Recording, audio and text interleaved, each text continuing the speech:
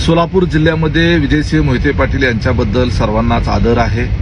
विजयदादांच्या बद्दल सोलापूर जिल्ह्यामध्ये एक वेगळी आत्मीयता आहे। परंतु मला आश्चर्य या गोष्टीचं वाटतंय, माढा लोकसभा मतदारसंघाची व्यस्तता सोडून विजयदादा हे मोहोळमध्ये सोलापूर लोकसभेच्या अंतर्गत असलेल्या एका नेत्याला भेटायला का गेले असावे। याचा एक अर्थ स्पष्ट आहे, धैर्यशील मोहिते पाटील निवडून आले काय आणि पडले काय याच्या संदर्भामध्ये त्यांना काही घेणं घेणं नाही, कारण त्यांच्या मुलाला आमदारकी मिळालेली आहे।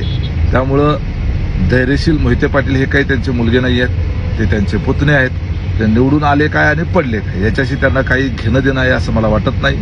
कदाचित विजयदादांना धैर्यशील मोहिते पाटील यांना निवडून आणण्यापेक्षा सोलापूर लोकसभेत राम सातपुते यांना पाडण्यामध्ये जास्त इंटरेस्ट असावा, म्हणून कदाचित त्यांनी मोहोळच्या नेत्यांची भेट घेतली असावी।